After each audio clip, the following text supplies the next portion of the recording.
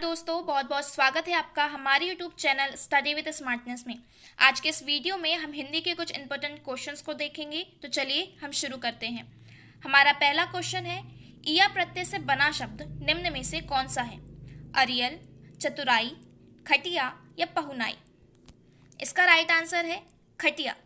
चूंकि प्रत्यय वे शब्दांश होते हैं जो किसी शब्द के पीछे लगकर नया शब्द बनाए, तो यहाँ पे ईया एक प्रत्यय के रूप में उपयोग हो रहा है जो खट के पीछे लगकर खटिया शब्द बना रहा है।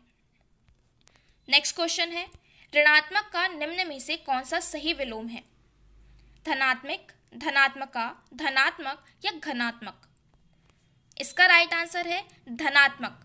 चूंकि ऋणात्मक का अर्थ होता है नकारात्मकता और इसका विलोम यानी कि विपरीत अर्थ प्रकट करने वाला शब्द होगा धनात्मक, जिसे हम सकारात्मकता के रूप में ले सकते हैं। नेक्स्ट क्वेश्चन है, एकाग्रचित का निम्न में से कौन सा सही विलोम है? अन्यमनस्क, अन्यमनस्क, अन्यमंशक या अन्यमंशक? इसका राइट आंसर है अन्यमनस्क। चूंकि एकाग्रचित का मतलब होता है जिसका चित्त स्थिर हो और इसका विलोम यानी विपरीत अर्थ प्रकट करने वाला शब्द होगा अन्यमनस्क। अन्यमनस्क का मतलब होता है जिसका चित्त कहीं और हो या जिसे अनमना भी कहते हैं। नेक्स्ट क्वेश्चन, यथार्थता का शुद्ध रूप निम्न रूप में से कौन सा है? यथार्थता, यथार्थता, यथार्थता या यथार्थ? इसका राइट आंसर है यथार्थ। यथार्थता का शुद्ध रूप होगा यथार्थ। नेक्स्ट क्वेश्चन है, पृथ्वी के लिए सही पर्यायवाची वाले शब्दों की पंक्ति को चुनें। भू, वसुधा, धरित्री, भू, भूमिजा, धरती, भू, भूमि, धरती या भूधर, भूमि, धरती? इसका राइट आंसर है भू, भूमि, धरती।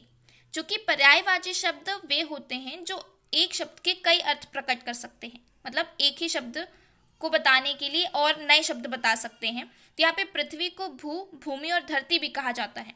इसके अलावा इसे धरा और वसुंधरा भी कहते हैं। नेक्स्ट क्वेश्चन है, अव उपसर्ग से बना शब्द निम्न में से कौन सा है? अवनति, अविकल, न्यायिक या न्यायिक?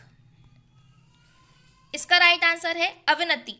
चूंकि उपसर्ग किसी भी शब्द के आगे लगकर नए शब्द बनाते हैं, तो यहाँ अव एक उपसर्ग है जो नति में लगकर अवनति शब्द बना रहा है।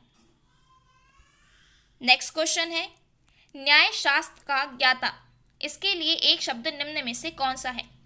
न्याय ज्ञाता, न्याय राष्ट्र, न्यायिक या न्यायिक?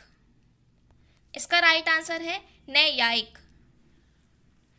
जिसे न्याय का ज्ञान हो, जिसे न्याय का ज्ञान हो, जिसे न्याय शास्त्र का ज्ञान हो, उसे न्यायिक कहते हैं, न्यायिक। नेक्स्ट क्वेश्चन, जिसका आकार ना हो, इसके लिए एक शब्द निम्न में से कौन सा है? निरकार, निरंकार, आकार या निराकार? इसका राइट आंसर है निराकार। जिसका आकार नहीं होता उसे निराकार कहा जाता है, निराकार। नेक्स्ट क्वेश्चन है, फूल के लिए सही पर्यायवाची वाले शब्दों की पंक्ति को चुनें। पुत्र, कुसुम, प्रसून, पुष्प, कुम, प्रसून, पुष्प, कुसुम, प्रसून या पुष्प, कुसुम, प्रसन्न? इसका राइट आंसर है पुष्प, कुसुम, प्रसून। चूंकि पर्यायवाची शब्द एक ही शब्द के अर्थ बताता है, एक ही शब्द के अर्थ बताने वाले शब्द होते हैं, तो फूल को पुष्प, कुसुम और प्रसून भी कहते हैं। इसके अलावा इसे सुमन और पुष्प भी कहा जाता है, पुष्प। नेक्स्ट क्वेश्चन है, सेठ साहूकार का समासिक विग्रह निम्न में से कौन सा है? सेठ का साहूकार, सेठ में साहूकार, सेठ और साहूकार या सेठ जैसा साहूकार? इसका राइट आंसर है सेठ और साहूकार।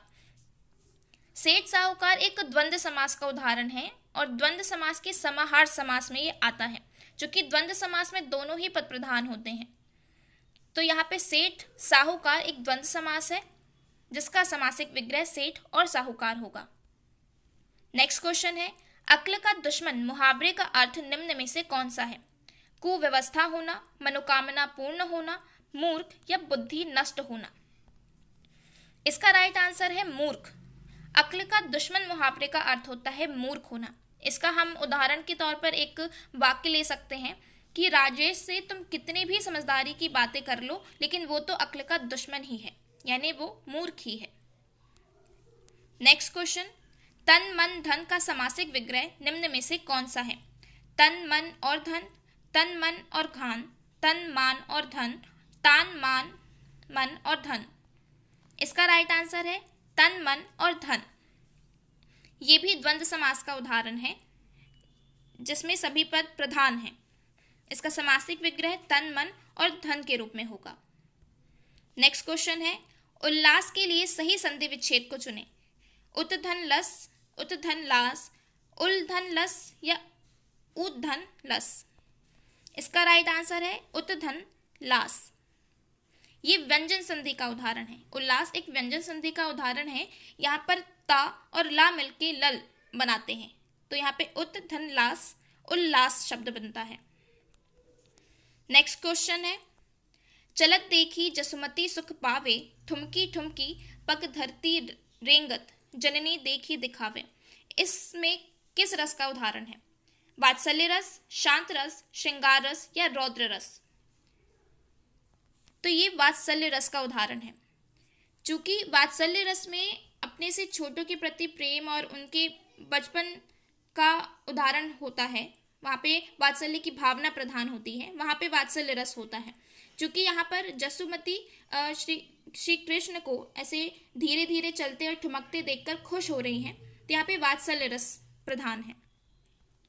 नेक्स्ट क्वेश्चन है, सागर सा गंभीर हृदय हो, गिरि सा ऊंचा हो जिसका मन। इसमें कौन सा अलंकार है? रूपक अलंकार, श्लेष अलंकार, उपमा अलंकार या अनुप्रास अलंकार। इसका राइट आंसर है उपमा अलंकार।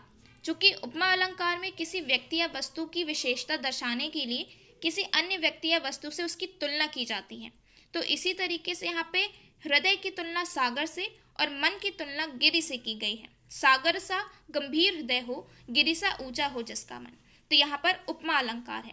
तो ये आज के हमारे इंपॉर्टेंट क्वेश्चंस थे। देखने के लिए धन्यवाद। Thanks for watching study with smartness. Please like, share and subscribe.